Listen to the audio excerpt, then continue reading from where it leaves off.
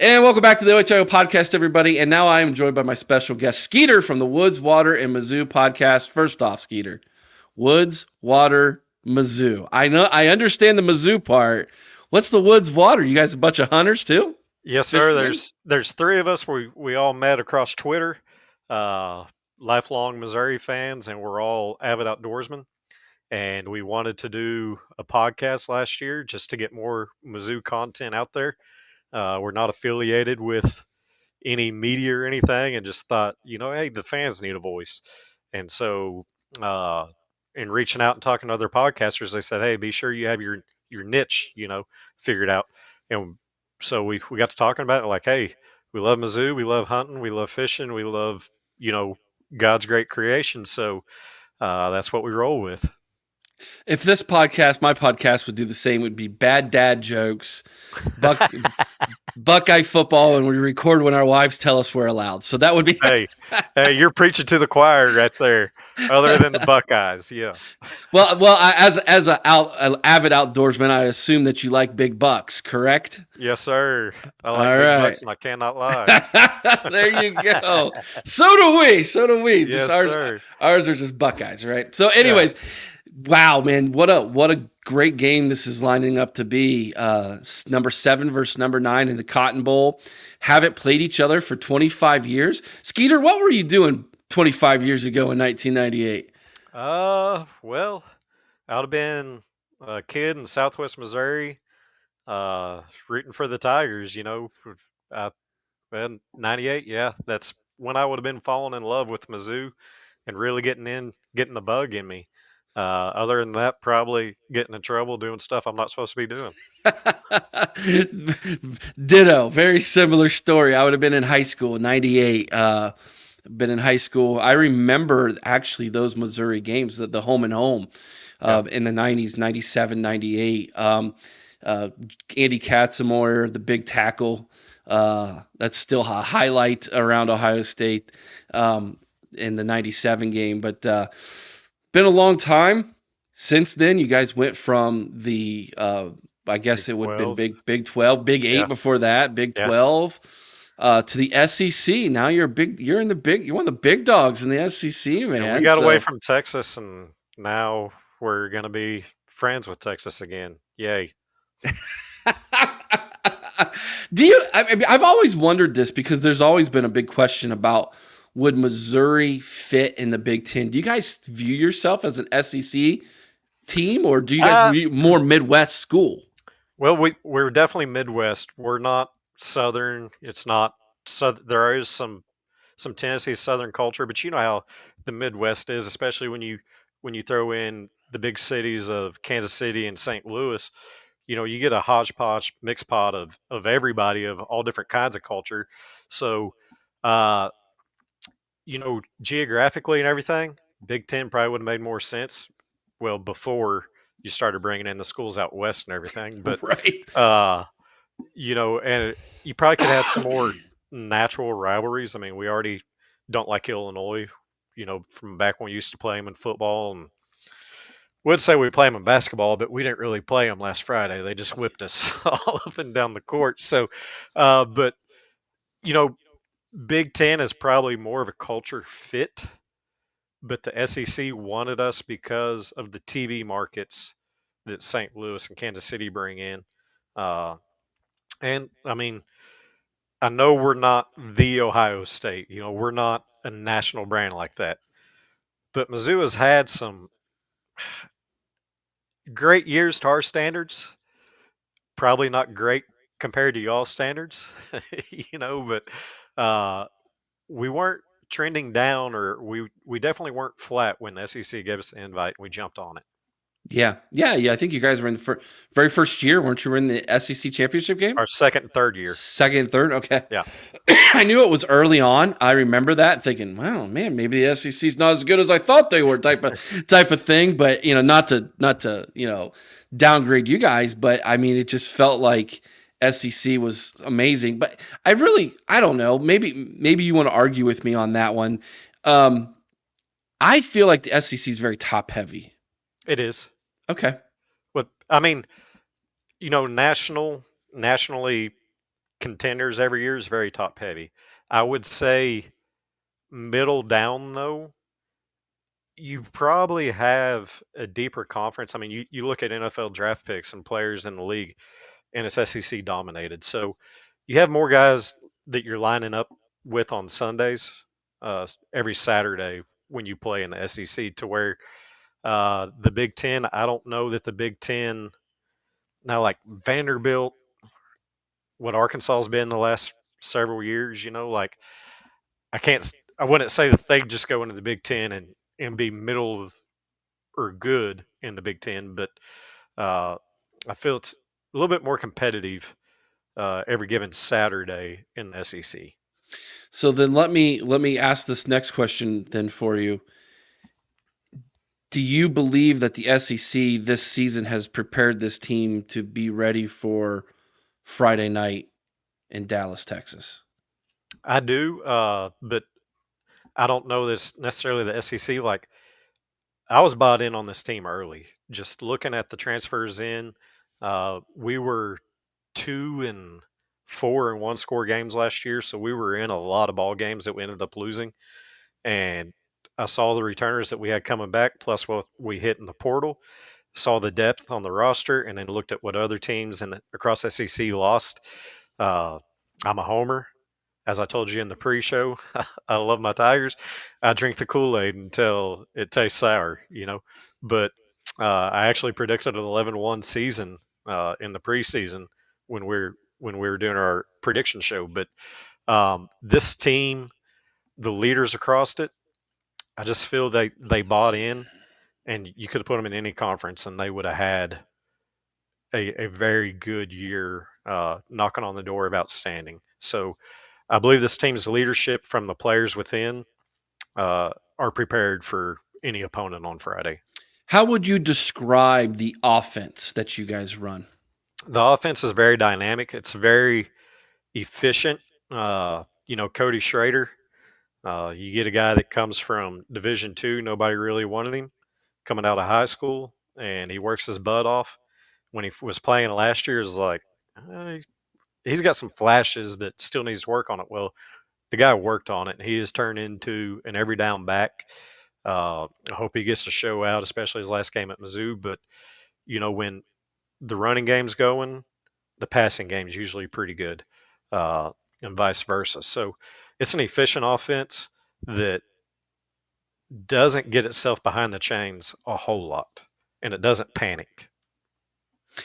Yeah, I looked at the 2022 season's ending stats and compared them to 2023, and the jump was significant.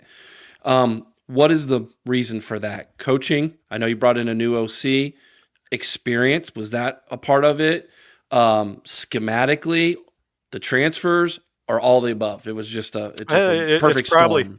it's probably a mixture of everything, but uh, we got a little bit more help across offensive line, and when you get a better offensive line to where the quarterback can be more confident back there. uh, you look at Brady Cook, and he tore his labrum in Game 3 last year and played the rest of the season with a torn labrum in his throwing shoulder. He gets that repaired in the offseason, so you get an upgrade at quarterback, just because he's healthy in that aspect.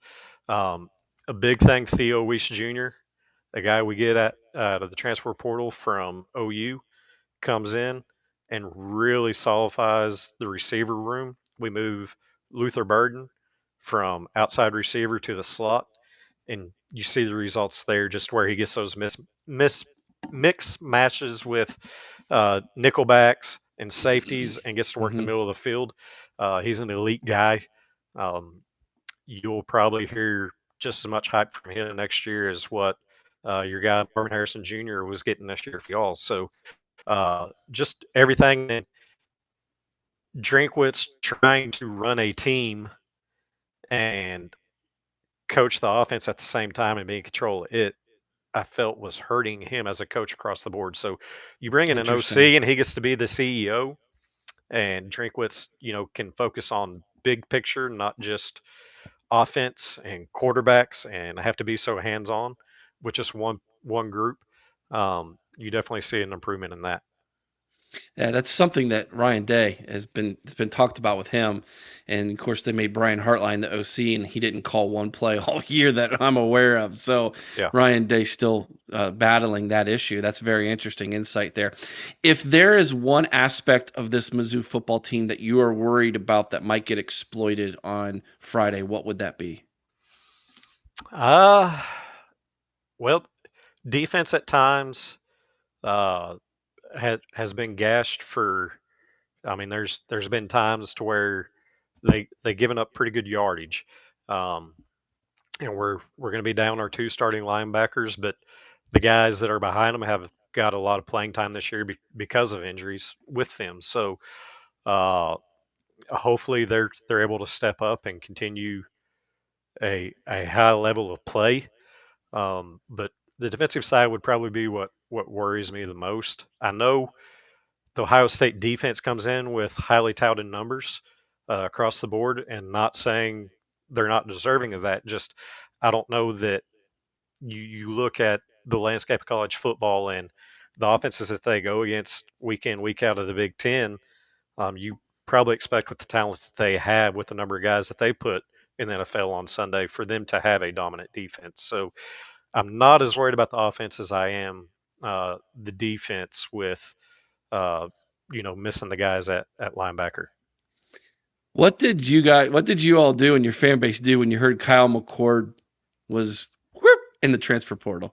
Well, the first thing I did was I watched the line, uh, because y'all opened up close to a 7-point favorite on some sites, six on others, and I mean, in a matter of 24 hours, the line had shifted to us. So I was interested to see what Vegas thought of that, because Vegas don't miss too much. Now I think it's kind of swung back to y'all because everybody thought it was going to be a mass exodus with transfer portal and opt outs, but I kind of got excited until I got on Twitter or X, whatever you want to call it, and saw how the Ohio State fan base was reacting.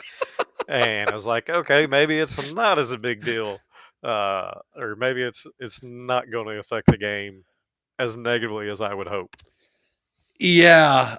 What if I told you, as fans, we are actually all excited that he did that? Uh, that's kind of the vibe I got from reading the comments online. Nothing against Kyle McCord. I've tried to temper my, I guess, expectations for Devin Brown, with the understanding that Kyle McCord had a lot of pressure on his shoulders based off the fact that the previous three quarterbacks at Ohio State were all first round draft picks. Yeah, Haskins, Fields, Stroud, all of them were first rounders. All of them uniquely different in a way. You know, Haskins was pinpoint accuracy, statue in the pocket though. Fields was very dynamic with his feet, such a gamer. Stroud was just probably, in my opinion, one of the best collegiate quarterbacks I've ever seen play. And just fell a little bit short against Georgia last year. Really had him beat. He gave every ounce of himself, left his heart on that field, and will forever be thankful that he was a Buckeye. And then in walks Kyle McCord, and it was just like the air was let out of the room. The yeah, difference in moxie and confidence and accuracy and gamesmanship was just much. It was down here. Um, and the fan base wasn't going to let that stand. So will be interesting to see how Devin Brown does. This is his first start. If you were defensive coordinator of Mizzou, knowing that Devin Brown, this is his very first start, and here it is in the Cotton Bowl, would you be like drawing up blitzes like every play, exotic blitzes? What would you do? I don't know, because from the Ohio State games I've watched, you all do a lot with motion. I see a lot of rub routes to get receiver space. Hmm.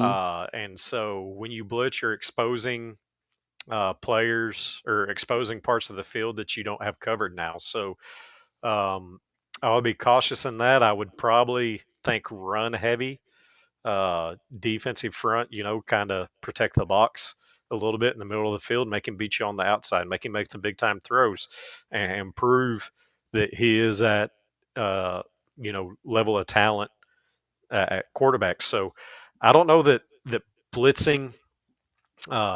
Blake Baker, he does dial up the blitz, but it's not dominant on blitz. Now, a big thing, a big change in our defense this year, uh, through about halfway of the season, he came out and said, "Hey, we were trying some zone stuff. We got to where we were blitzing our nickel and dropping the defensive end in coverage. Well, that got exposed a handful of times. Well, he quit that and he said, "Hey, these guys are more comfortable playing man to man, and so that's what we're going to." And you've seen a difference in that. Um, so I'd be timid on blitzing and just make the kid beat you with his arm until now. If he goes to getting comfortable back there, yes, but you also have to have some confidence in your defensive line that's been pretty solid this year. Beautiful. What questions do you have for me? Let's turn the tables around here. Okay, what I mean, when Ohio State, you're the brand because you don't have any other school to where on Monday Night Football or Sunday Night Football that they say the you know University of Florida, the University of Alabama. None of that. So, um, what is your general perception of Mizzou, and how has it changed this year with the results and us being your opponent Friday in the Cotton Bowl? So yeah, it's a great question. So Missouri's kind of, I would say we look at Missouri as um, that SEC team that's out of place. In all honesty, like I look at Missouri personally, and I still think Big 12. Kind of like Nebraska. When we play Nebraska, I still think Big 12. But I'm also showing my age and the gray in my chin here when I say that. I think Missouri is like the idea of Missouri is changing in the Midwest and amongst Big Ten teams with the more success that you have in the SEC. There comes with when you have success, there comes with it in that conference. There comes with it some clout. Yeah, It really does. There's no denying the fact that, and this is what I got done writing in my article on Scarlet and Game was we're playing third best team in the SEC by record, which means that this is what in years past would have been the LSU or the Georgia when it was Bama and LSU. Years ago, people might remember when Tennessee was good, or the Florida when they were up there. I said Missouri's better than all of them right now. They're the third best team in the SEC. So if we walk in there thinking we're Ohio State and we're just going to roll our gray helmets out there in the field, we're going to get beat. yeah, We're going to get beat. So I don't think that's the attitude that the team's going to have based off the interviews I've seen and the talk that's coming out of bowl practice was that they are taking this serious. There's a lot of guys looking at trying to raise their draft stock in this game, so they know they have to have a good performance. So they're going to take that serious. And there's a lot of guys who have a really bad taste in their mouth from losing to Michigan 3 straight years in a row. yeah, And so there's a chip on their shoulder with that. And you get to play an SEC school, and well, you know what? We want to prove to everybody how good we are. And so I don't think there's going to be a little brother Missouri type of attitude, that comes from when, an Alabama plays an Auburn, or Michigan plays a Michigan State yeah, type of thing. I don't think that that's the attitude that's going to happen at all. I think there's going to be a lot of mutual respect and oftentimes in games like that, when the little guy or the underdog punches them in the mouth right away and draws blood, it's game on. absolutely. So Yeah, I just think this is going to be just, in my opinion, outside of the college football playoff games. And I'm not just saying this because it's the team I root for. I do think this will be the next best game that is out there. I don't think Georgia Florida State's going to be that good. I mean, Florida State's going to try, but they're fighting one-handed with one yeah. hand tied behind their back. And they're supposed to be starting quarterback entered the transfer portal 2 days ago. So, uh, it is what it is there. But Yeah. um, I just had a I, I may be a little bit behind here, so I haven't got to check Twitter since this afternoon. So I don't know if our uniform drop has come out because we have so many different uniform colors and styles to go out with. You guys like the Oregon of the SEC? We are. Uh, but I am wondering if we're going to roll out the Block M and maybe, you know, get y'all amped up a little bit more as far as seeing that Block M on the uniform. Yeah, that would definitely anger a few of the Scarlet and Gray faithful, Yeah. no doubt about that. But I actually dig your yellow jerseys, your yellow unis. Oh, they're gold according to the Oh school. my. Okay, well, gotcha, gotcha. uh, I think they're cool though. I really do. I always like those alternate. I like it when we wear our all blacks or our all scarlets. We do that every now and then. All whites. Once a year they'll break those out so that Nike can make some more money.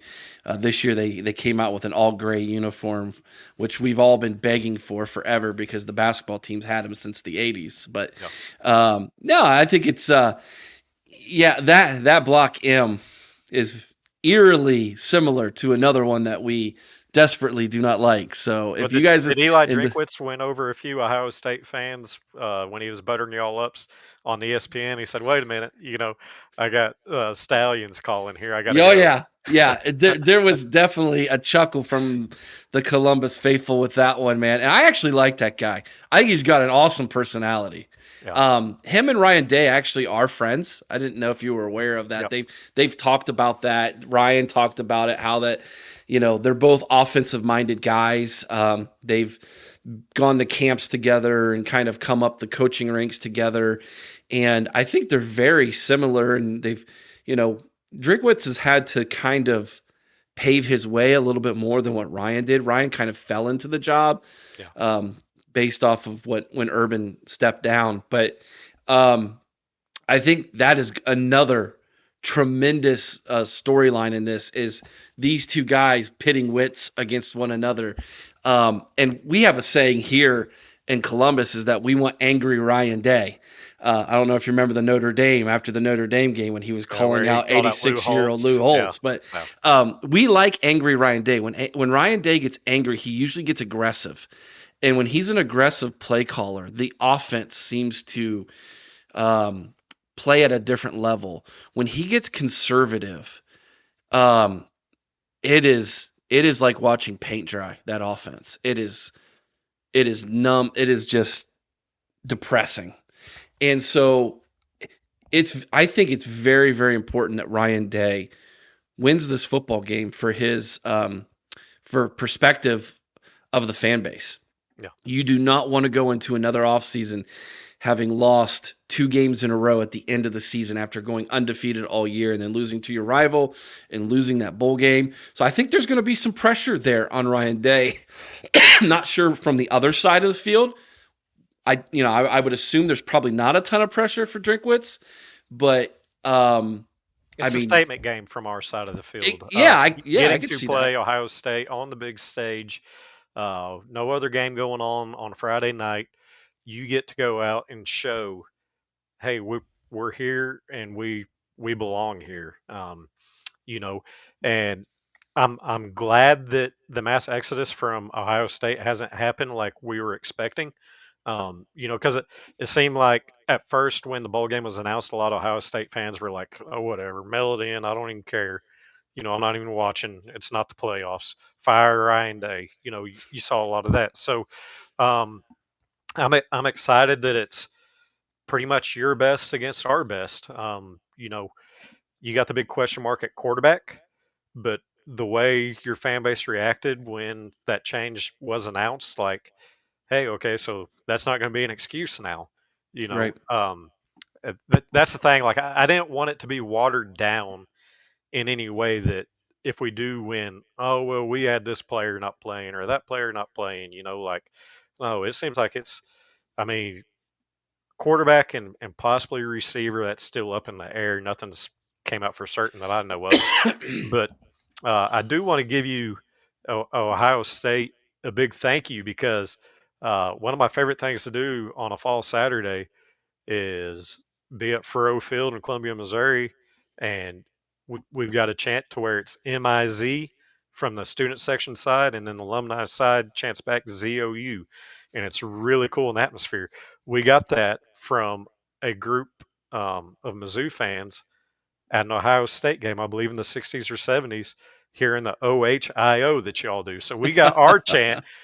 We kind of took it and adopted it to our name, and so I just do want to thank y'all for that at least, because I love getting a chant the MIZZOU. I've got 2 sons, 8 and 5, and I've got them taught MIZZOU. There you So go. I love it. That's awesome, man. Hey, I know you got to run to another show here real quick. Where can everybody find the Woods Water Mizzou podcast? We're on all major platforms. If you want to follow us on Twitter or X, whatever it's called these days, it's at Mizzou Pod. I don't know how Twitter's been around over 10 years and nobody had that handle, but it was available and I took it. So that's what we got. But we'll be coming out with the show here tonight later ourselves. And man, we're looking forward to it. I'm really looking forward to it because I'm driving down, going to be at the game Friday, hopefully Sunday night on the show. I don't have much of a voice because I'm screaming in a victory. Well, let's do this then. I'll tell you what. If you do my chant, I'll do yours. OH! IO. MIZ. ZOU. Let's have some fun Friday night, my friends.